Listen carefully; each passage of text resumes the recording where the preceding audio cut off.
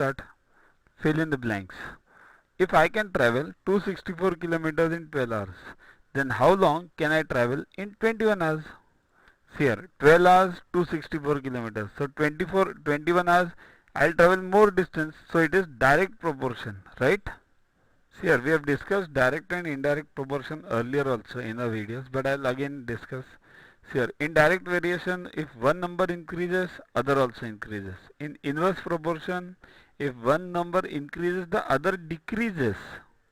So in our case, one number 12 hours increase to 24 hours, 21 hours. So 264 will increase because I'll travel more. So it's direct. Direct means what?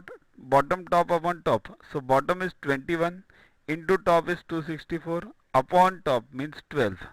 Right? So solve this. You will get 22 into 21, 462 kilometers. The cost price of 5 chairs and 6 tables is rupees 750 and 3600 respectively. Means 5 chairs is 750, 6 tables is 3600. Cost of 3 chairs and 2 tables is, here, 5 chairs 750. So 3 chairs, 5 decreases to 3. So 750 will decrease or increase? Decrease. So this is again direct proportion. Direct means what? Bottom into top means 3 into 750 upon 5. Right? Kindly check earlier videos also of mine. I have clearly explained it over there.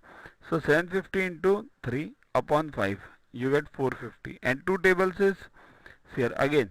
6 decreases to 2. So 3600 will decrease or increase? Decrease.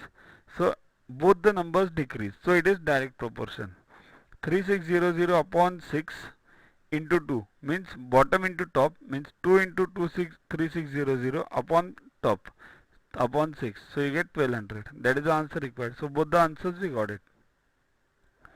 Ratio of number of girls to total number of students is dash if number of boys and girls are 36 and 18 respectively. Means boys are 36, girls are 18. So total is what? 36 plus 18, that is total students. So girls upon total, here the ratio of number of girls to total. So girls upon total equals to 18 upon 54, that is 1 upon 3, that is 1 is to